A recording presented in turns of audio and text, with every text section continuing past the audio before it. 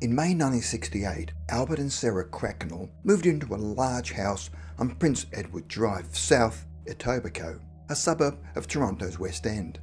The Cracknells had a 10-year-old daughter called Shirley and an older 27-year-old daughter called Carol Hawkins, who moved into the upstairs apartment with her husband Roy and their two daughters, Sherry and Trudy.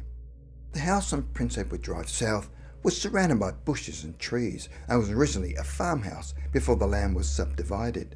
The Cracknells lived on the main bottom floor, whilst her older daughter Carol and her husband lived on the second floor. At the beginning of their tenancy, the house appeared to be quiet and peaceful.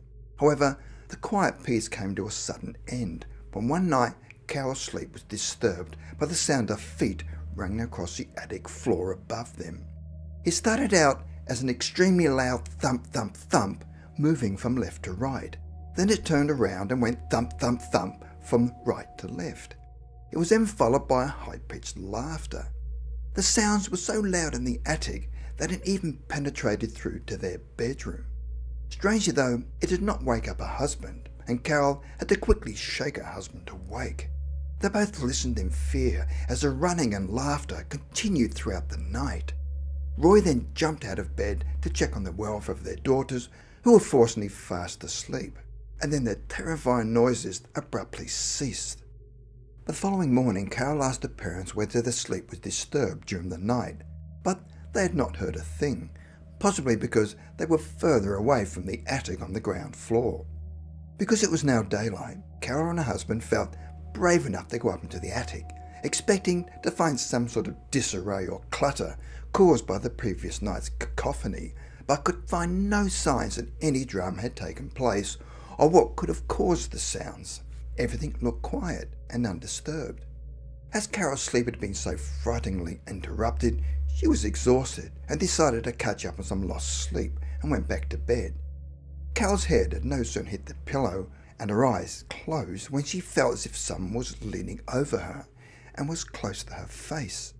She was then startled awake, expecting to find an intruder looking down at her, but found the room empty. Then all of a sudden, she felt a chill as if something had passed through her body.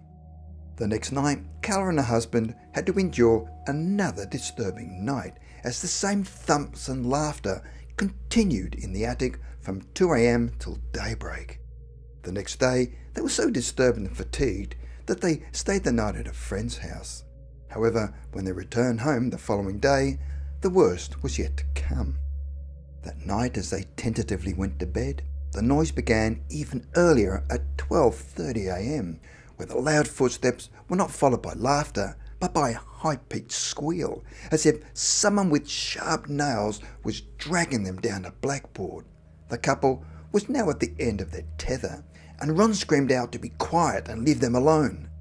Surprisingly, his rebuke worked, and everything fell silent, but not for long. Around 4 a.m, their cat Fluffy walked out of the bedroom and headed to the stairs towards the attic, and the couple was suddenly awoken by a loud thump, and then the sound of a cat's loud meow as if it was screaming in pain. This was followed by the same high-pitched squeal that the entity had made the night before, and then evil-sounding, deep-throated laughter. Whatever this thing was, it was totally evil. They both assumed their cat Fluffy was dead after its pitiful scream, and Roy jumped out of bed to check on its welfare, and thankfully found her alive in the hallway, but her fur was standing up, and she was just staring up at the attic. That afternoon, Carol could hear the footsteps again, and was disturbed to find that the poltergeist was now disturbing them during the daylight hours, and not just during the night. Carol looked up at the attic and could see a brown light shining through the attic door, but was too terrified to inspect, and called in her neighbour, Ron Lazak, who quickly came over to check for intruders, but when he reached the attic, he found it empty. Word had now spread about the poltergeist activity in Etobicoke, where two reporters from Toronto Telegram by the name of John Downing and John Galt visited the haunted family.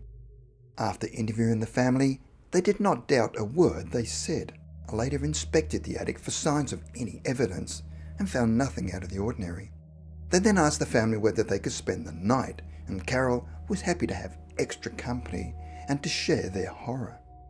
In order to catch the entity out, Downing and Gold decided to sprinkle flour on the floor in the attic to see if they could capture any footprints, and then went to bed. They had not been sleeping for very long when at 3:30 a.m. the loud footsteps resounded in the attic, and the reporters quickly raced upstairs to capture whatever it was. But as they entered the attic and turned on the light, the attic was empty and the flour on the floor was undisturbed. They could offer no explanation, and if they were at all sceptical in the beginning, they were now fast becoming believers in the supernatural. Now at a loss in which direction to take, Carol called in Reverend Tom Bartlett from the Star of Progress Spiritualist Church, as the disturbance in the house was out of control and they were tired of being terrorised in their home. The Reverend then climbed the stairs to the attic by himself, ready to perform an exorcism, and then stopped at the top of the stairs and closed the door behind him. He found the attic dark and the air musty, and it was full of dust and cobwebs. He noticed the flour on the floor that was undisturbed, and it was very quiet. He stood and waited for the poltergeist to appear. It did not take long before an oval-shaped light with a strange brownish hue appeared to his left.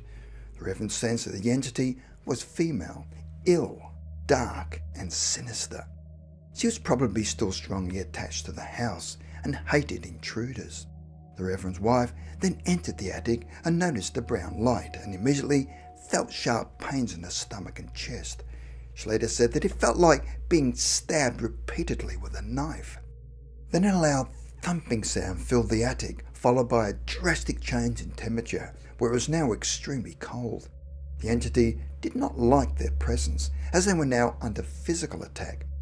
Reverend Bartlett then started the exorcism, and everybody in the house, including the reporters, kept a safe distance, but all noticed the strange light coming from under the door and could feel the cold chill emanating from the attic.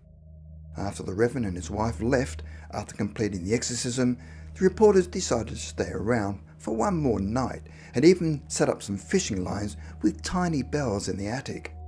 At 11 p.m, the loud footsteps resumed, and it was obvious that the exorcism had failed.